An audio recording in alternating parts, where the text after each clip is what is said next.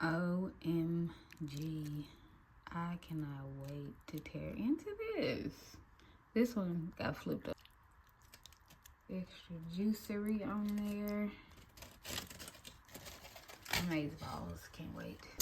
I tried this already, but I'm going to now attempt it again for my YouTube family. I'm trying a sweet onion and a white onion. Let's get into it.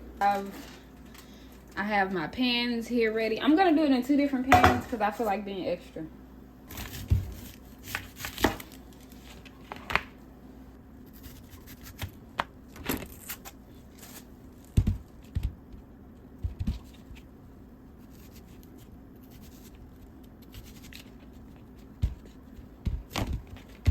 Okay, so you core the onion out.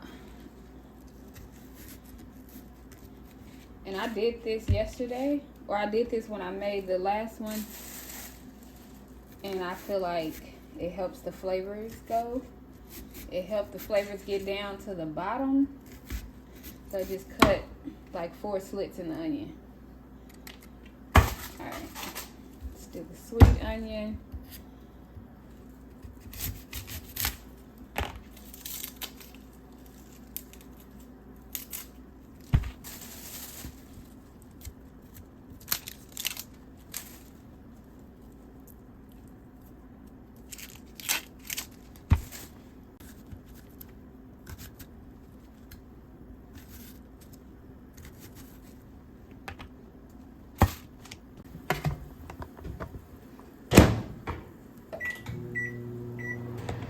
I'm gonna use this smoked paprika, some chili powder, Old Bay, some tomato bouillon, a little salt. I don't think I had no more pepper, and minced garlic.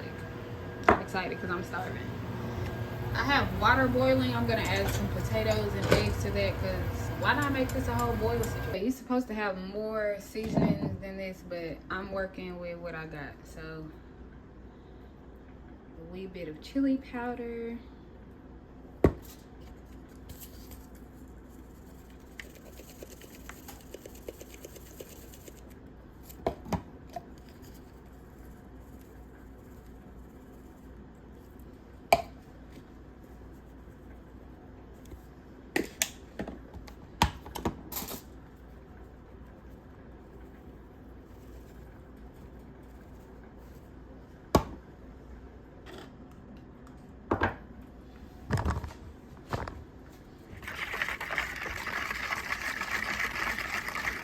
This is really enough for both onions. But I already preheated my oven. I don't have no patience, so I put it on 400 because I'm starving. Alright, just put half of that joint in there.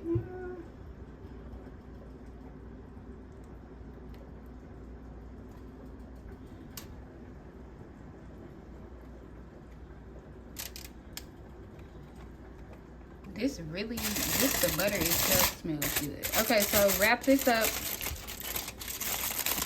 Leave a little room so that it can steam. We're gonna put it in the oven for about 40 minutes. While I wait on the food, can update you guys on life lately, what's been happening. My granny passed last week. She was diagnosed with lung cancer in June. And then she went back in like a month ago. Maybe been a month. I don't know if it's been quite a month. My brain feel fried. Anyway, we found out the cancer had spread to her brain. And she was supposed to start radiation last Thursday. Last Wednesday, her nurse came by the house and checked her heart rate. And it was up really high. And they were like, no, we need to get her in Wednesday night to go to the hospital. So I called her. I called her phone. I wasn't going to call her phone because I'm like, nah, she's in the hospital. I don't want to like bother her. But I was like, let me just call anyway. So I called, her husband answered the phone and he put her on the phone and she was talking normal. She was like, hey baby, how you doing? And she was like, oh no, I think all this medicine that they done pumped in me that did something to my heart. And I was like, okay, Granny, I'll call you. I'll be down there in the morning to see you after I take the girls to school. Because where I live and where she is about an hour away. And that morning, while I was on my way to take the girls to school, my mom called me and said they're calling all the family to the hospital. She is having congestive heart failure, and they don't see her making it through the night. I was like, the lady I just talked to on the phone last night? And we are preparing for her services there this weekend. I'm kind of really ready to just get it over with. In January, when we found out that Aunt Princess was diagnosed, when we found out about Aunt Princess in January, my granny, I was talking to her on the phone, and she was like, Portia D, I think this is the year that God is going to perform some miracles in this family. And so when her diagnosis came, I'm like, this is the miracle she was talking about. God is going to heal my granny from cancer. She's going to be here another however many years. But it hit me yesterday. He did perform the miracle. She no longer has cancer. It's just not on this side. That mindset is too mature for me in this stage of like grief that I'm in right now. But it does help me understand and not be sitting up like, why you take my granny from me and why you do this to me? Like, she wasn't mine to begin with, but I am gonna miss her and it hurts. But the one thing my granny did love was to give out cards. She could meet a stranger in the store and she would be like, hey, let me get your address. You were very nice. Or just if she wants to say thank you to someone, her way of just expressing her love was through cards. And I have a box. I kept all of her cards. I kept all of her cards. And she would decorate them. Ain't that too cute? She had a whole box. And it says, there are people in our lives who are so genuinely kind-hearted. Appreciating them just comes naturally. She didn't miss a birthday for me. She didn't miss a birthday for my kids. Like, none of her grandkids. The same love that she showed my mom and my aunt, her granddaughters felt that same love and connections. Her great-grandchildren felt that same love and connection. That's rare. You don't see that in families. My granny served at church. She served her community. But not only that, the same lady that people saw in the community and in the church, she was really that behind closed doors with her family. And that is what I'm going to miss about her so much. She was such a safe space, man. She was such a safe space for my pain, for my laughter, for just when I needed to just vent and get things off my chest, man. That's what I'm going to miss about her the most. She was a safe space to a wonderful granddaughter. It's been a joy since you were small to watch you learn and grow, to share in your accomplishments and see the warmth you show. And all the love and pride that's felt keeps growing each year, too, because it means so much to have a granddaughter like you. Like, I feel like she went through and really picked these cards out and, like, tailored them. Look, it has, like, a little mermaid on them. This may be my favorite card. But she really did share in our accomplishments. When me and the girls got baptized, she was calling me every week, y'all. She would call me. She knew on Wednesdays I had started to serve at the church. Hey, I'm just calling to see how it went with the young ladies at the church. I'm calling to see what you cooking on Sunday, what you wearing to church on Sunday. Just know now that you've been baptized, Portia, the devil about to try you. And she was so right. But she was just a joy. And I just wanted to share some of my favorite cards with y'all. I can't go through all of them because I only made it through 2 of them and I refuse to cry on camera. Let's go check on the food. Right in this pan.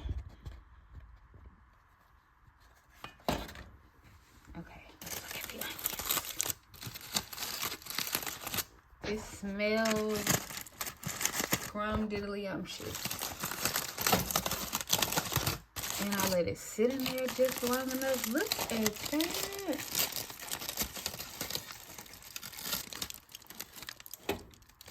Oh, yeah, that look good. Let's put it over here. OMG.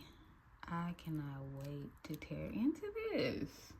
This one got flipped upside down, so all the juices are probably in the pan, but that's okay. I got eggs, potato, sausage. Let's go see how it tastes. It's still like very hot. Let's put the extra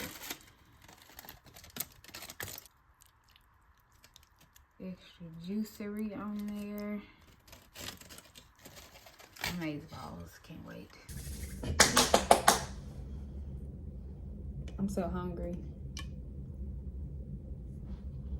Okay, the potatoes first. And I'm not gonna sit here and eat this whole thing on camera. I'm gonna just taste it with y'all on camera.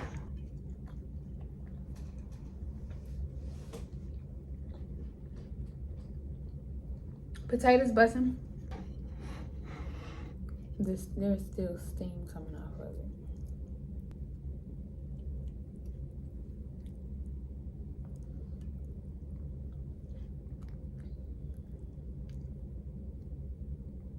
Okay, rib onion.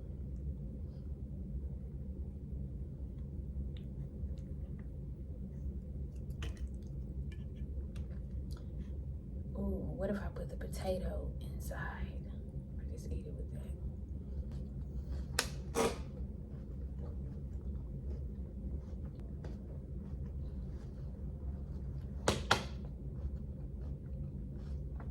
Yes, onion. No, y'all, that's really good. And I don't even like onions like that.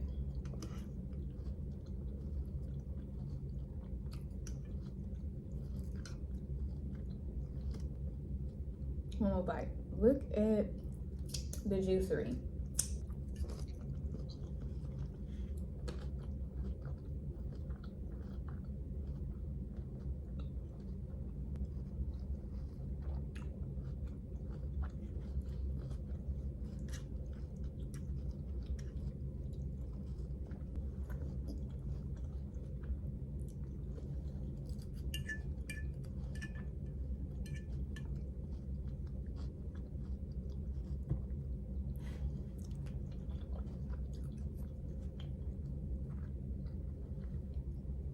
Sausage was kind of mid.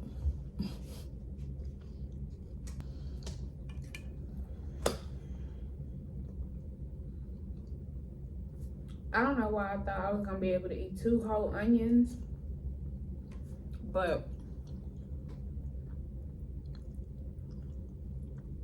I wanted to just do 2 onions to see how the white onion tastes versus the sweet onion, and I see why people choose the sweet onion.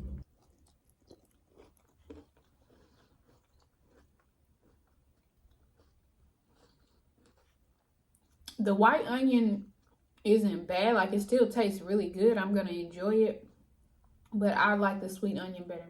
I'm gonna try the red onion next. I'm gonna finish my food. Thank y'all for watching this video. Drop me a comment. Drop me a comment and let me know if you would try this, or you would just be sitting up eating whole onions. Thank you for watching.